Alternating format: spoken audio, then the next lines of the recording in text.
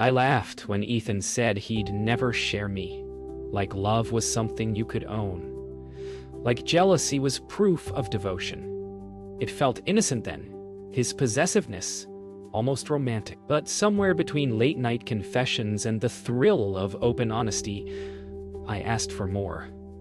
I wanted freedom, connection, something beyond the walls of what we built. And when Leah entered our orbit, soft-spoken, curious, eyes full of quiet fire, I thought I could handle it. I thought I was brave. But now, every time he laughs at something she says, it cuts deeper than any lie could. I used to be the center of his world. Now I'm orbiting theirs. Funny, isn't it? How the one who opened the door ends up on the outside looking in. Could you ever love someone enough to let them love someone else? Or is that just a beautiful way to destroy yourself slowly? He said he wanted honesty. That was the rule. No lies, no secrets. But truth can be cruel when it's shared unevenly. I told him about the man I'd kissed, the one who reminded me how it felt to be desired. He listened, nodding, breathing, steady. Then he said he wanted to try it too. Now I see him with Leah, and every word I spoke feels like a weapon turned against me. I wanted us to be free, but I never asked how freedom feels when it's not yours anymore. Leah isn't the villain. She's gentle, deliberate, kind in ways that make me ache. When she speaks, I see the things I forgot to offer him. Patience, curiosity, newness. Maybe she's not taking him from me.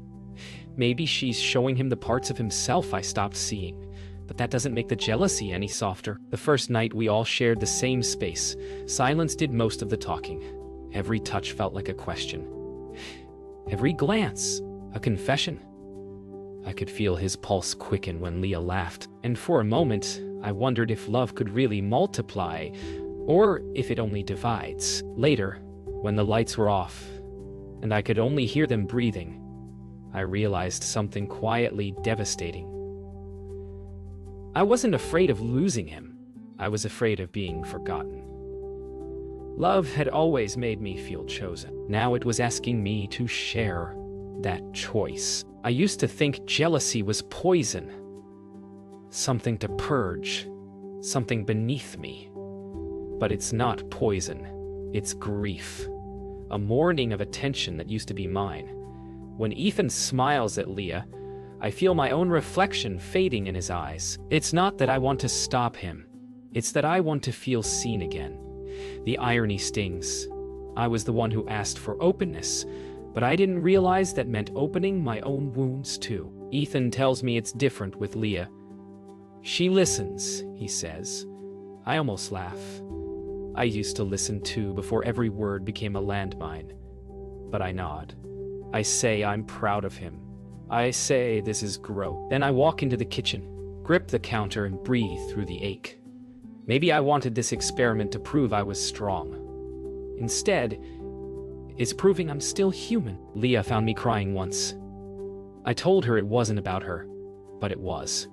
She sat beside me, quiet, eyes wide with compassion that hurt worse than cruelty. She said, "You opened this. You don't have to close it alone." And somehow, those words made everything collapse. How do you hate someone who's trying to love you too? Later, Ethan asked me what Leah and I talked about. I told him nothing important, just feelings. He didn't ask which ones. Maybe he didn't want to know. Maybe he already felt the shift. The quiet understanding between Leah and me that had nothing to do with him. It wasn't desire, it was recognition. The soft echo of two women trying not to break. That night, I dreamed of the three of us in a room with no walls, only mirrors. Everywhere I looked, I saw a different version of love. Some radiant, some cracked, some already fading. When I woke, Ethan was gone. Leah's perfume lingered in the sheets. I didn't feel betrayed. I felt hollow, like I'd been replaced by the idea of who I used to be. Days pass like slow bruises. Ethan moves through them lightly, as if nothing's changed. Leah still sends me messages, gentle check-ins, small kindnesses that sting. I keep replying, pretending I'm fine, but the silence between Ethan and me grows louder. Sometimes, I think he enjoys my restraint, that it proves he's still in control. And sometimes, when I catch his eyes in the dark, I swear he looks guilty for being loved too much by both of us. Leah invited me to coffee. I almost said no, but curiosity has a pulse, and mine was racing. We sat across from each other, both pretending not to feel the ghost of him between us. She said, "I don't want to take him from you." I told her, "You already did." We both smiled after that, not out of cruelty, but out of recognition. There's no villain here, just three people circling around a love too big for its own structure. That night, Leah came over. Ethan said it might help if we all talked, but it didn't feel like a conversation. It felt like confession. The air was electric with unspoken truths. When Leah looked at me, I saw her fear mirror mine. What if none of us belong to anyone anymore? What if love itself refuses to stay still? For the first time, I asked Ethan if he was happy. He hesitated. That pause told me everything. He said, "I'm learning to be." I wanted to scream. To tell him I was done learning. I just wanted to feel safe again. But love like this doesn't offer safety. It only offers truth. And truth doesn't hold you when you cry. When Leah left that night, she hugged me. It wasn't awkward. It wasn't wrong. It just was. I felt her heart beat. Steady, real, alive. And for a moment, I wondered if maybe we were both searching for the same thing, a place to rest our hearts, without asking to own them. Maybe love isn't something to keep. Maybe it's something you survive. The night Leah kissed me, Ethan wasn't there. It wasn't planned. It wasn't even about him. We were just talking, the way people talk when the air between them hums with understanding. Then her hand brushed mine, and the silence deepened. I should have pulled away. Instead, I leaned in. For a moment, it felt like balance, like the world had finally stopped spinning around him. But when she whispered his name, the illusion shattered. I told Ethan the truth. He went still, not angry, not shocked, just quiet. Then he asked, "Did you want me to know?"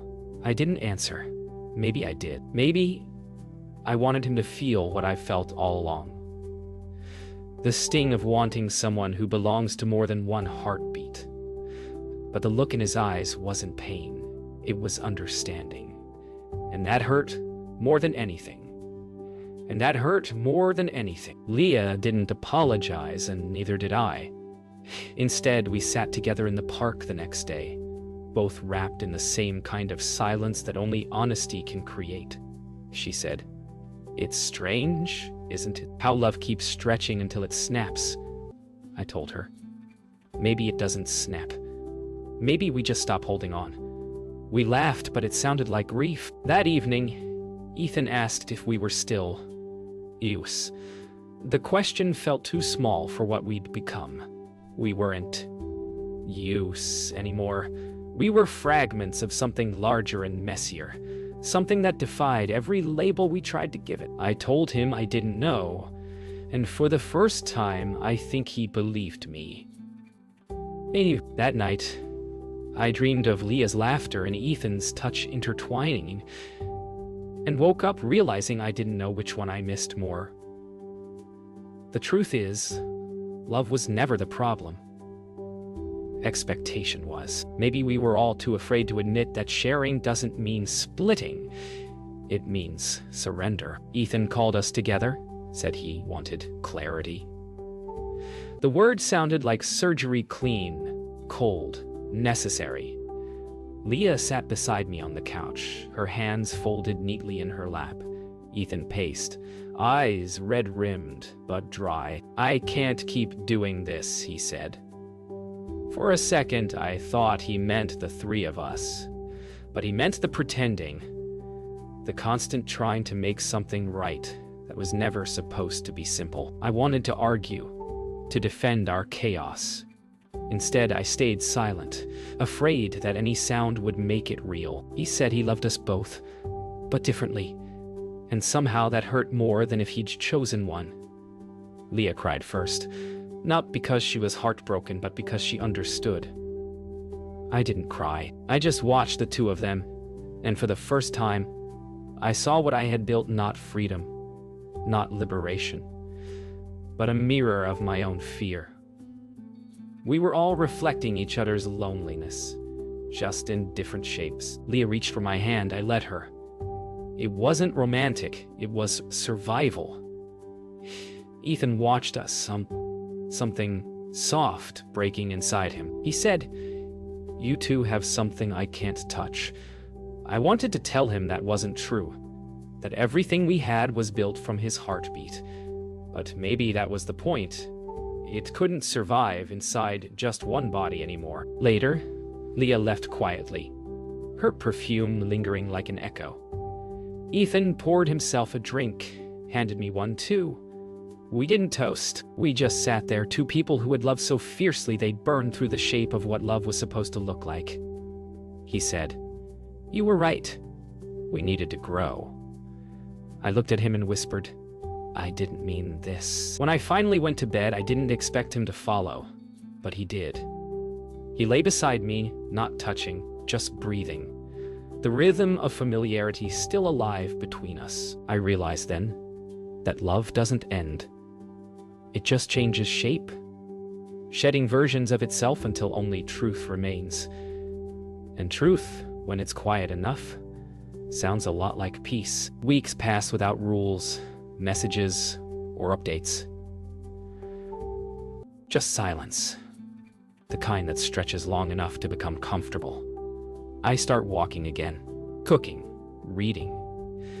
Things I used to forget when love filled every inch of my days. Sometimes I catch myself missing Ethan's voice or Leah's laughter, but mostly, I miss the version of me who thought love was proof of worth. Now I'm learning it's just proof that I can feel deeply and survive it. Sometimes Leah texts me small things. A song, a quote, a photo of sunlight on her coffee cup. I never know what to say, so I just send a heart. We stopped trying to define what we were. I think that's love too. The ability to let something exist without needing it to belong. Ethan called once. We talked like old friends, light, careful, honest. He said he still sees Leah sometimes. I told him I was glad, and I meant it. There was no ache, just quiet acceptance. Maybe that's what healing sounds like, the absence of resentment where pain used to live. One evening, I looked at myself in the mirror and didn't flinch. I saw the same face that had once trembled with fear, jealousy, and longing, but softer now, more honest. I realized I wasn't smaller because of what happened. I was bigger, stretched by the love I had dared to share. That night, I lit a candle and wrote in my journal, "I'm not waiting anymore." It wasn't anger. It was peace. The kind that comes when you stop trying to hold love still, when you let it keep moving, even if it moves without you. I closed the notebook, blew out the flame, and smiled into the darkness. For the first time, I didn't feel alone. I just felt alive. It's strange, the calm that comes after chaos. You think it will feel empty, but it doesn't. It feels spacious, like air finally reaching places that had forgotten how to breathe. I walk through the city now without flinching when I pass the cafe where they first met. I even smile sometimes. The world didn't end. It just rearranged itself around the truth, and I'm still here, still learning how to love differently, but not less. Leah sent me a photo last week, her and Ethan at a concert. I didn't feel that old sting of envy, just warmth. Maybe because I know I still live somewhere inside their story, just as they live inside mine. Not as lovers, not as regrets, but as reminders of how love can break us open and still leave us beautiful. Sometimes I still hear Ethan's laugh in my mind, or remember the way Leah tilted her head when she listened. They're small ghosts now, kind ones. I used to think love was about keeping. Now I know it's about witnessing. We don't belong to each other. We just meet, change, and move on, carrying traces of who we touched. One morning I woke before sunrise and walked down to the water. The city was still, the air pale and new.